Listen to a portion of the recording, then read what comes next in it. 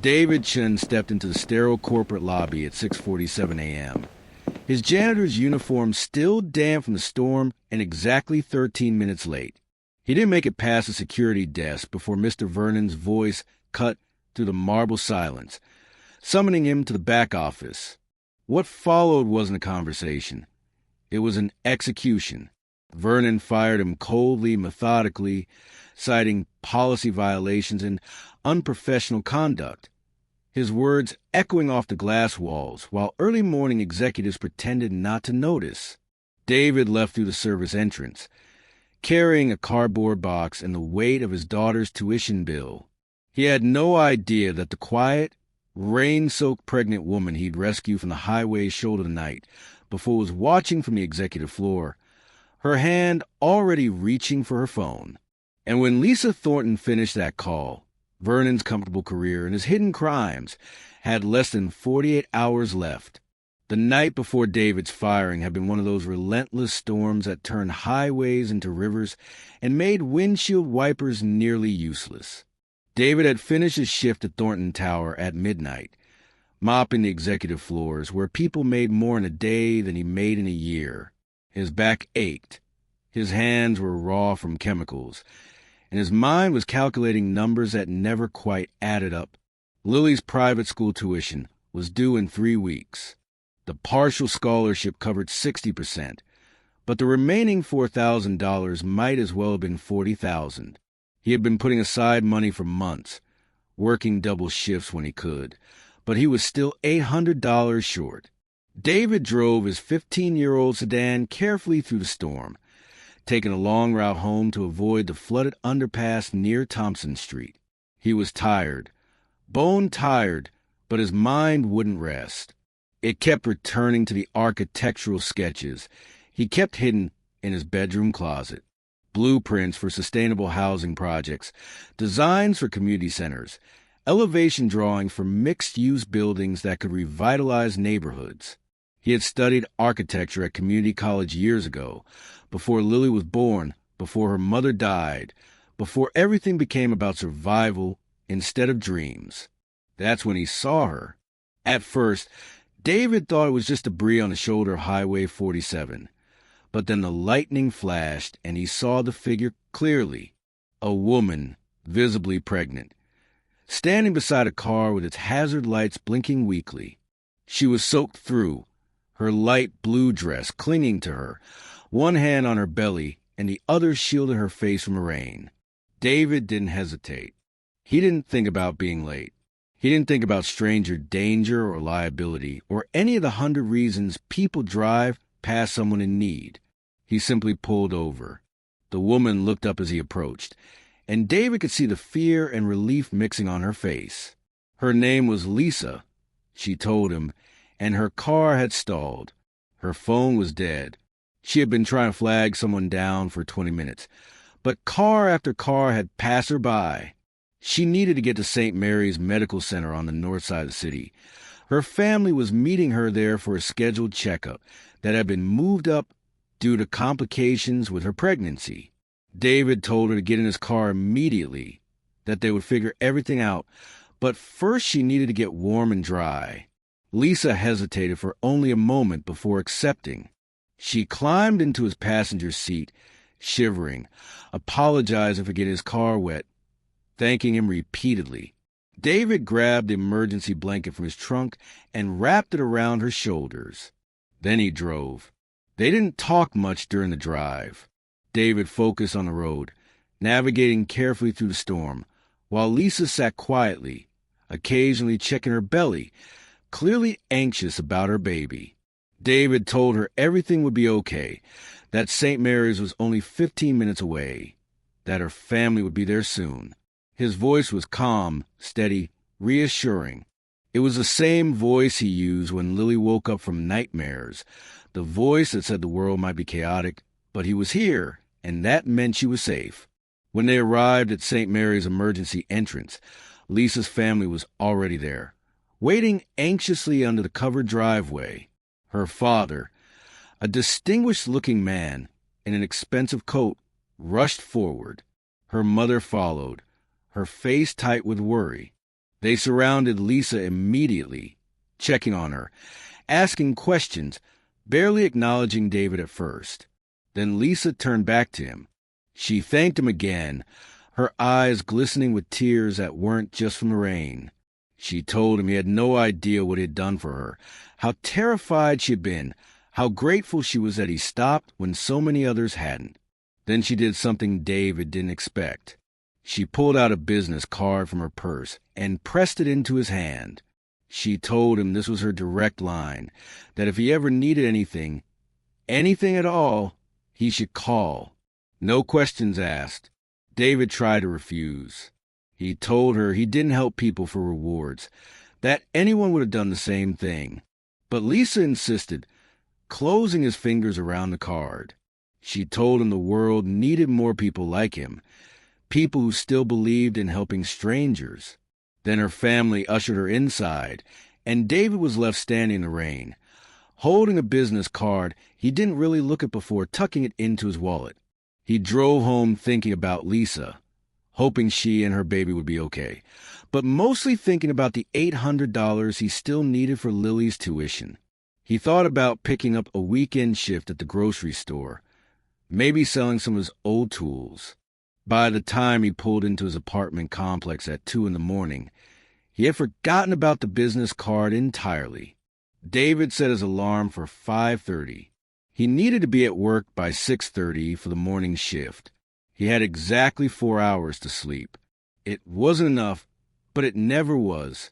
He fell asleep thinking about Lily's upcoming school science fair and the architectural drawing he had promised to help her with for her presentation on sustainable building design. Father and daughter, dreaming in blueprints. David woke up at 5:30 to the sound of his phone alarm and immediately knew something was wrong. His body felt heavier than usual, like he had been running in his sleep. He checked the time. 5:30 exactly, but somehow he felt like he had overslept. He showered quickly, dressed in his uniform, and made it out the door by 6. If he didn't hit traffic, he would make it on time. But of course he hit traffic. The storm had knocked down a traffic light at the intersection of Grove and 5th, and what should have been a 5-minute drive turned into 20 minutes of gridlock. David watched the clock on his dashboard tick forward with growing dread. 6:20, 6:30, 6:40. He called the dispatch office to let them know he was running late, but no one answered. By the time he pulled into the employee parking lot at Thornton Tower, it was 6:47, and David knew he was in trouble. Mr. Vernon was waiting for him at the security desk. Bradley Vernon was the kind of supervisor who measured his worth by how much power he could wield over people who couldn't fight back. He had been managing the cleaning contractor staff at Thornton Tower for 8 years, and in that time he had perfected the art of petty cruelty. He wrote people up for taking bathroom breaks that lasted 6 minutes instead of 5. He docked pay for uniform violations that didn't exist. He fired people for looking at him the wrong way, and he especially hated David Chun. David represented everything Vernon despised. Despite working a minimum wage job, David carried himself with quiet dignity. He never complained. He never gossiped. He did his work thoroughly and went home. The other workers respected him. Some of the executives knew him by name and greeted him in the hallways. Vernon had tried multiple times to find legitimate reasons to fire David, but David never gave him ammunition. Until today. Vernon's voice carried across the marble lobby. "Mr. Chun, my office. Now." David followed him past the security desk, through the service corridor, and into the small windowless office that Vernon used to conduct his reign of terror. Vernon closed the door and sat down behind his desk, not offering David a seat. David stood there in his damp uniform, waiting. Vernon opened a folder on his desk and made a show of reviewing it, though David suspected he had memorized every word already.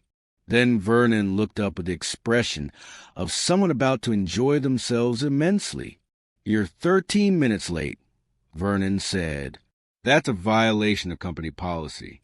Strike one." David started to explain about the storm, the traffic light, the call he had made to dispatch. But Vernon held up his hand. "I'm not finished," Vernon said. "According to the logs, you left the building at 12:14 last night instead of midnight. That's 14 minutes of unauthorized overtime, which you did not clear with me. Strike two." David's jaw tightened. The overtime hadn't been unauthorized. He had stayed late to finish cleaning the conference room after a late meeting. It was in the notes. But Vernon continued. "And finally," Vernon said, his voice dropping to something almost gleeful, "I received a complaint from building security that you were seen acting erratically yesterday evening, distracted, emotionally compromised. In a corporate environment like Thornton Tower, we cannot afford to employ individuals who bring their personal dramas to work." Strike three. David felt the floor drop out from under him. "That's not true. I wasn't. Are you calling me a liar, Mr. Chin?" The question hung in the air like a trap. David knew that anything he said would be used against him. If he defended himself, Vernon would accuse him of insubordination. If he stayed quiet, Vernon would take it as admission of guilt. There was no winning. "Effective immediately," Vernon said, "your employment with Pristine Property Services is terminated. You'll receive your final paycheck minus the unauthorized overtime. Security will escort you to collect your personal belongings. You have 5 minutes." David stood there, stunned. 8 years. 8 years of early mornings and late nights, of chemical burns and back pain, of watching other people live the life he had studied for, and it ended like this, in 5 minutes, because he had been late helping a pregnant woman in a storm. He thought about Lily, about the tuition payment, about the $800 that had just become $4,000, that had just become impossible. Vernon was already opening his office door, signaling that the conversation was over. David walked out in a daze. The security guard, Marcus, who David had worked alongside for 6 years, looked at him with sympathy but said nothing. Marcus escorted him to the janitor's closet, where David kept his spare work boots and his lunchbox. David packed them into a cardboard box that once held printer paper. Then Marcus walked him to the service exit. David stepped out into the cold morning air, holding his box, and felt like he was disappearing. He sat in his car for 10 minutes, just breathing, trying to figure out what to do next. Then he remembered the business card. He pulled out his wallet and found it. The card was simple, expensive-looking cardstock with embossed lettering. It read, "Lisa Thornton, Executive Vice President, Thornton Holdings," with a direct phone number underneath. David stared at it. Thornton Holdings. The company that owned Thornton Tower. The company that contracted Pristine Property Services. Lisa was connected to all of this, and he had saved her last night without knowing who she was. David hesitated. He didn't want to be the kind of person who helped someone and then immediately asked for something in return. But he also thought about Lily, about her tuition, about the unfairness of what had just happened. He picked up his phone and dialed a number. Lisa answered on the second ring. Her voice was warm, concerned. She remembered him immediately. David explained what happened, speaking quickly, apologizing for bothering her, saying he just didn't know who else to call. Lisa listened without interrupting. When he finished, there was a long silence. Then Lisa asked him one question. "Did Mr. Vernon know you helped me last night?" David said he didn't think so. He hadn't mentioned it to anyone at work. Lisa thanked him for calling and told him to give her 24 hours. She promised him that she would look into what happened and that he shouldn't worry. David thanked her and hung up, not feeling particularly hopeful, but grateful that she had at least listened. He drove home and found Lily eating breakfast before school. She was 12 years old, brilliant, and the only reason David got out of bed every morning. She asked him why he was home early. David told her he had the day off. He would tell her the truth later, but right now He just wanted her to go to school without worry. He made her lunch, walked to the bus stop, and watched her disappear down the street. Then David went back inside, sat at his kitchen table, and let himself feel the full weight of what had just happened. Hey, can I share something personal with you for just a moment? My mom sat me down recently and told me that uploading stories on YouTube is a waste of time. She looked at me with concern and said, "Not everyone loves stories the way you do. You're chasing something that might never happen." Those words hurt. But you know what? I can't stop. I genuinely love telling stories. There's something about sharing these moments with you, connecting through these characters and their journeys, that makes everything worth it. So I made her a promise through my tears. I told her I'd reach 1,000 subscribers before the New Year festival. She just shook her head, not believing it was possible. Now I'm here, humbly asking for your help. If this story touched your heart, if you love getting lost in stories like I do, please, from the bottom of my heart, hit that subscribe button. It's not just about proving my mom wrong. It's about showing her that there's a beautiful community of people who still believe in the power of storytelling. Your one subscription could be the difference between me giving up and me continuing to share stories with you. Please help me win this challenge. Help me show her that stories still matter. Thank you for listening. Now, with a full heart, let's get back to David's story. Lisa Thornton hung up the phone and sat very still in her office on the 42nd floor of Thornton Tower. Her office overlooked the city, floor-to-ceiling windows that made her feel like she was floating above the chaos below. But right now, she felt anchored by rage. Lisa was 34 years old, 7 months pregnant, and the daughter of Richard Thornton, the CEO and founder of Thornton Holdings. She had grown up in wealth, attended the best schools, earned her MBA from Wharton, and spent the last decade proving that she deserved her position through merit, not nepotism. She was brilliant, strategic, and deeply principled. And one of her core principles was that good people should not suffer for doing good things. The man who had saved her last night, David Chun, had just been fired for helping her. That was unacceptable. Lisa pulled up the organizational chart for Thornton Holdings on her computer. Thornton Holdings was a real estate development and property management conglomerate that owned 63 commercial buildings across the state. They contracted with multiple service companies for cleaning, maintenance, and security. One of those contractors was Pristine Property Services, a mid-sized company with about 200 employees. And Pristine was managed at Thornton Tower by a man named Bradley Vernon. Lisa had never met Vernon personally, but she had seen his name in reports. She called down to HR and asked them to pull Vernon's employee file and send it to her immediately. Then she called her father.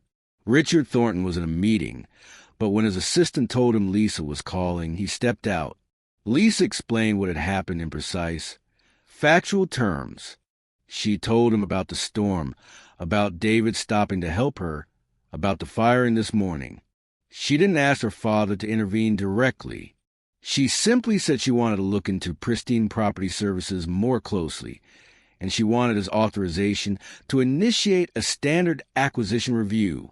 Richard was quiet for a moment. Then he said, "You want to buy the entire company because one supervisor fired one employee?" Lisa said, "I want to buy the company because I think there might be deeper issues worth investigating. The firing is just a symptom. And if we're going to maintain the Thornton reputation, we need to ensure our contractors meet our standards." Richard understood what his daughter was really saying. She was going to war, but she was going to do it strategically, methodically, and legally. He gave his authorization. Within 2 hours, Lisa had assembled a team. She brought in Amanda Reeves, the company's senior legal counsel. She brought in Marcus Chun, no relation to David, the head of financial auditing. And she brought in James Wu, a forensic accountant who specialized in uncovering corporate fraud. She told them she wanted a full acquisition review of Pristine Property Services, and she wanted it done in 48 hours. The team looked at her like she had asked them to build a rocket ship by Friday. Lisa explained that Thornton Holdings had been considering expanding their in-house facilities management division for months. This was true.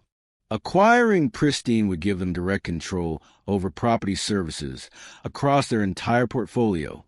Also true, what she didn't mention was that this acquisition was also about justice for a man who had stopped in a storm. The team went to work. Amanda Reeves contacted Pristine's owners and made an initial offer that was generous enough to get their immediate attention. The owners of Pristine, a semi-retired couple named the Delgados who had been looking to sell for years, were thrilled. They agreed to cooperate fully with due diligence. Marcus Chun and James Wu descended on Pristine's financial records like archaeologists excavating a dig site. They requested everything: payroll records, vendor contracts, supply invoices, tax filings, bank statements, insurance claims.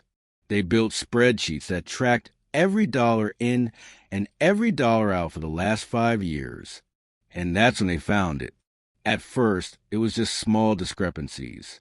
An invoice for cleaning supplies that seemed 15% higher than market rate.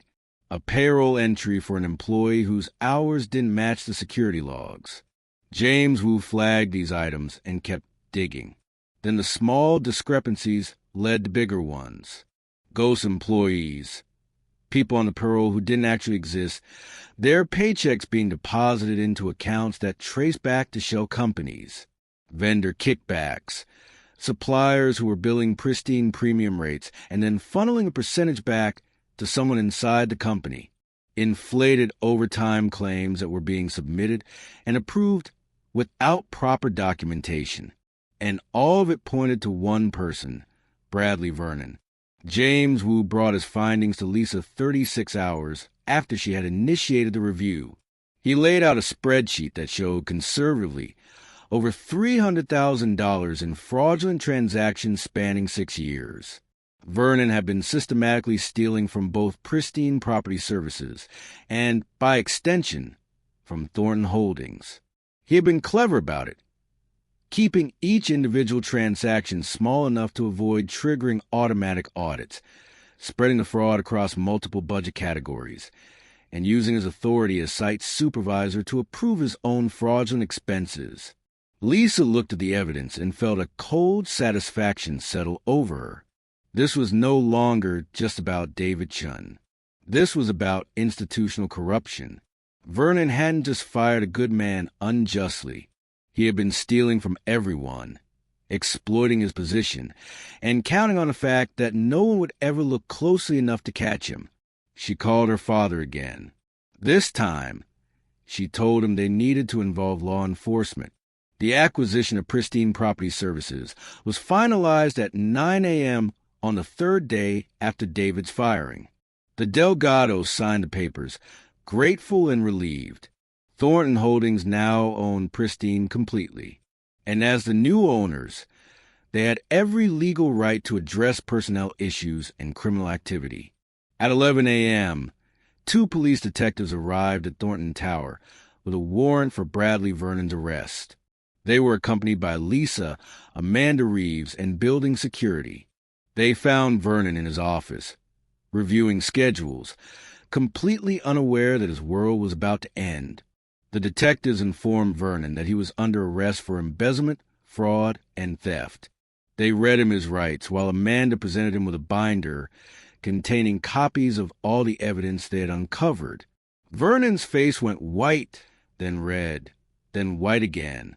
He sputtered denials, accused them of fabricating evidence, threatened legal action. But the numbers didn't lie, and the paper trail was irrefutable. Security escorted Vernon out of the building in handcuffs. Employees watched in stunned silence. Vernon, who had terrorized them for years, was being perp-walked to the lobby. He had ruled like a petty dictator. It was over in minutes. Lisa watched him go, feeling no satisfaction, only resolve. Vernon's arrest was necessary, but it wasn't enough. She still needed to address the original injustice. That afternoon, Lisa called David Chun and asked him to come to Thornton Tower for a meeting. David arrived an hour later, confused and nervous, unsure what to expect. Lisa met him in a private conference room on the executive floor, the kind of room with leather chairs and abstract art, and a view that made the city look like a toy model. David sat down, and Lisa sat across from him. She didn't waste time with small talk. She told him that Thornton Holdings had acquired Pristine Property Services. She told him that during the acquisition review, they had uncovered extensive evidence of fraud and embezzlement committed by Bradley Vernon. She told him that Vernon had been arrested that morning and was facing multiple felony charges. She told him that the evidence suggested Vernon had been running his criminal operation for years, stealing from the company, from Thornton Holdings, and from the employees he supervised. David listened in disbelief. He had known Vernon was cruel, but he hadn't known Vernon was a criminal. Then Lisa told him the rest. She told him that as part of the acquisition, Thornton Holdings was restructuring Pristine completely, rebranding it as Thornton Facilities Management. She told him that they were going to clean house, replacing toxic managers with ethical leaders, improving pay and benefits for workers, and investing in training and development. And she told him that she wanted to offer him a position in the new company, but not as a janitor. Lisa slid a folder across the table. Inside was David's old resume, the one he had submitted 8 years ago when he first applied to Pristine, back when he still listed his incomplete architecture degree and his coursework in sustainable design. Lisa had found it in the personnel files during the acquisition. She had also found his employee evaluations, which were glowing despite Vernon's attempts to sabotage him. And she had made some calls to David's former instructors at the community college, who remembered him as one of the most talented students they had ever taught. Lisa told David that Thornton Holdings was launching a new division focused on sustainable facilities management and architectural efficiency. They wanted to retrofit their existing buildings with green technology, design new properties with environmental responsibility, and become industry leaders in sustainable commercial real estate. And they needed someone to lead that division, someone who understood buildings from the ground up, someone who had integrity, vision, and the technical knowledge to execute on complex projects. She was offering the position of Director of Future Projects. David stared at her. He couldn't speak. Lisa continued. The position came with a salary that was 5 times what he had been making as a janitor. It came with full benefits, including health insurance and a retirement plan. It came with a professional development budget, so he could complete his architecture degree. And it came with something else. Lisa slid a second folder across the table. This one contained scholarship papers from the Thornton Family Foundation, a full scholarship for Lily Chun, covering 100% of her private school tuition from now through high school graduation, plus a guaranteed college scholarship if she maintained her grades. David's hands were shaking. He looked up at Lisa, his eyes bright with tears he was trying to hold back. "Why?" he asked. "Why are you doing this?" Lisa leaned forward. "Because you stopped in a storm when no one else would.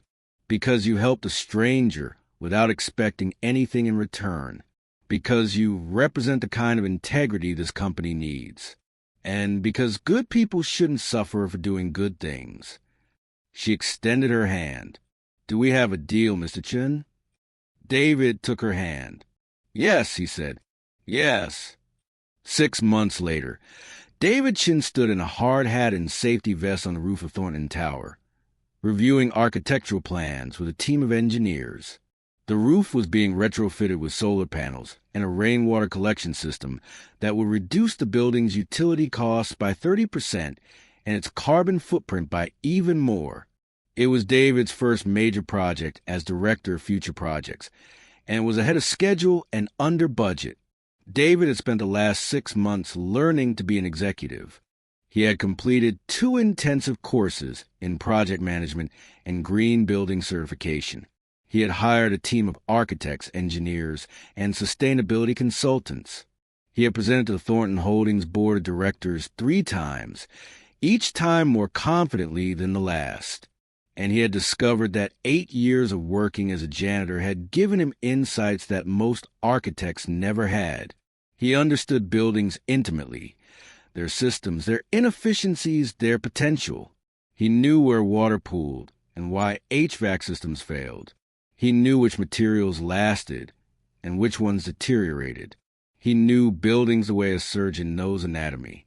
The transformation hadn't been easy.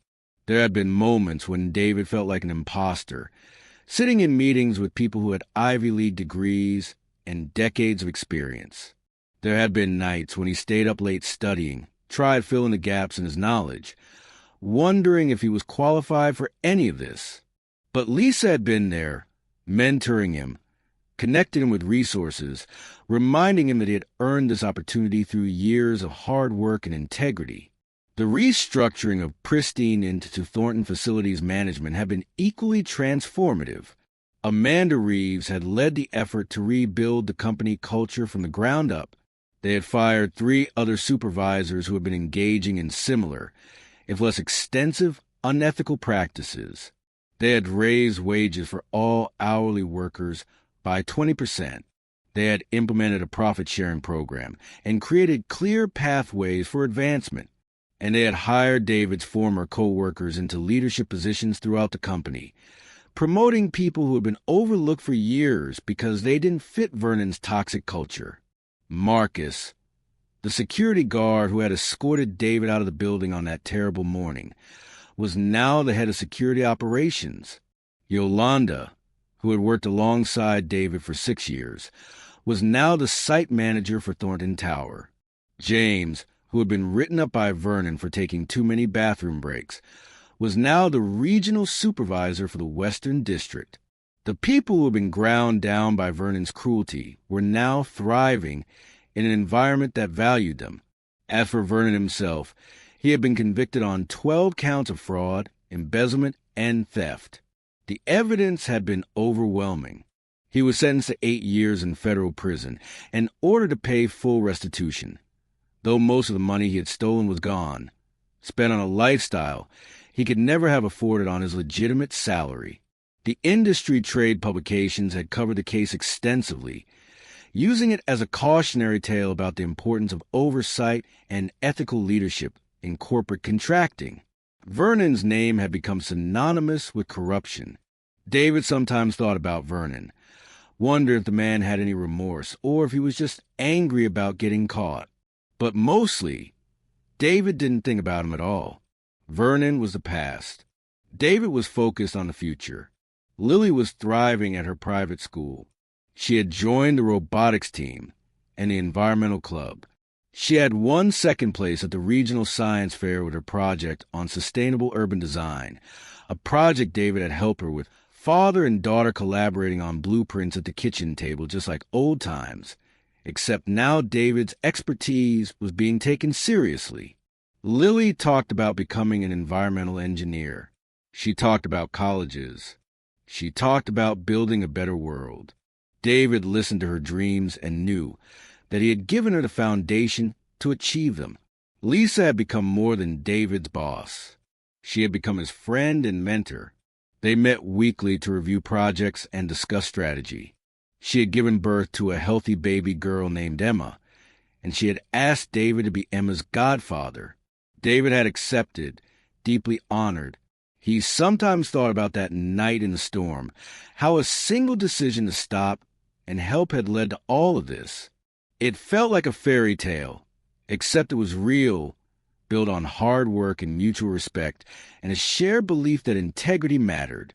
Today, standing on the roof of Thornton Tower, David was meeting with Lisa to discuss the next phase of their partnership. Thornton Holdings was expanding, acquiring new properties, and they needed someone to lead the architectural vision for the entire portfolio. Lisa had presented David with an offer, a promotion to co-CEO of the newly formed Thornton Design and Development Division, with full equity partnership. It was an extraordinary opportunity, the kind of position David couldn't have imagined in his wildest dreams a year ago. Lisa arrived on the rooftop, Emma bundled in a carrier against her chest. She greeted David warmly and gestured to the solar panels being installed around them. "It looks amazing," she said. "You're changing the way this company thinks about buildings." David smiled. "We're changing it together." Lisa pulled out a document from her bag. "I have the partnership papers ready. I wanted to give them to you here, on this roof, where you're literally building the future." David took the papers and read through them carefully. The terms were more than generous. He would have equal decision-making authority with Lisa on all design and development projects. He would have a significant ownership stake in the division. He would have the resources to hire the best team in the industry. It was everything he had ever wanted, formalized in legal language. He looked up at Lisa. "I keep waiting to wake up," he said. 6 months ago, I was carrying a cardboard box out of service entrance. Now I'm about to sign papers that make me a co-owner of a multi-million-dollar company. It doesn't feel real." Lisa adjusted Emma in her carrier and looked at David with the same seriousness she had shown in that conference room 6 months ago. "It's real because you earned it," she said. "Not because you helped me in a storm. That was a catalyst. But it's not the reason. You earned this through 8 years of showing up every day, through raising your daughter with integrity, through never losing sight of your dreams, even when they seemed impossible. You earned this through every building you cleaned while studying architecture in your head. You earned this through being the kind of person who stops in a storm. That's who you are, and that's exactly who I need as a partner." David felt the tears coming again, but this time he didn't try to stop them. He signed the papers. They shook hands, and then Lisa pulled him into a hug. Emma made a small sound of protest at being squished between them, and they both laughed. "Welcome aboard, Co-CEO, Lisa said. "Thank you, Co-CEO Thornton," David replied. They stood on that rooftop together. Two people who had met in a storm and built something solid and lasting from that chance encounter. Below them, the city stretched out in all directions, full of buildings that needed improving, systems that needed fixing, futures that needed designing. And David knew exactly how to blueprint all of it. That evening, David picked up Lily from school and drove her to the construction site of Thornton Holdings' newest property, a mixed-use development that David had designed from scratch, his first completely original project. The building was still just steel beams and concrete foundation, but David could see it finished in his mind. Retail spaces on the ground floor, affordable housing units on the upper levels, rooftop gardens, solar panels, rainwater collection, a building that gave back to its community instead of just taking from it. Lily looked at the construction site with wide eyes. "You designed this entire building, Dad?" "I did," David said. "Every wall, every window, every system." "It's going to be amazing," Lily said. They stood there in the fading light, father and daughter, looking at the skeleton of something that would soon be whole. David put his arm around Lily's shoulders and thought about blueprints, about foundations, about the structures that held things up and the principles that kept them standing. "You know what I learned this year?" David said. "What?" Lily asked. "That integrity is like a foundation. It's not flashy. People don't always notice it. But it's what holds everything up. And when you build your life on it, on really solid integrity, then everything else becomes possible. The storm, the firing, the partnership, all of it was built on one decision to do the right thing when no one was watching." Lily leaned against him. "Is that why you always stop to help people, even when we're running late?" David smiled. "Yeah, that's why." "Then I'll do that too," Lily said. "When I'm older and I have my own car, I'll stop in storms." "I know you will," David said, "because that's who you are." They stayed at the construction site until the sun set completely and the city lights began to flicker on across the skyline. Then they drove home, Past Thornton Tower, where David used to mop floors and now design futures. Past St. Mary's Medical Center, where David had dropped off a grateful stranger who became his partner. Past the highway's shoulder, where he had made a choice that changed everything. The circle of kindness kept on turning. And David Chun, architect of his own redemption, knew that the best structures were the ones built with integrity as a foundation, compassion as a framework, and hope as a blueprint. That's how you build something that lasts. That's how you build a life.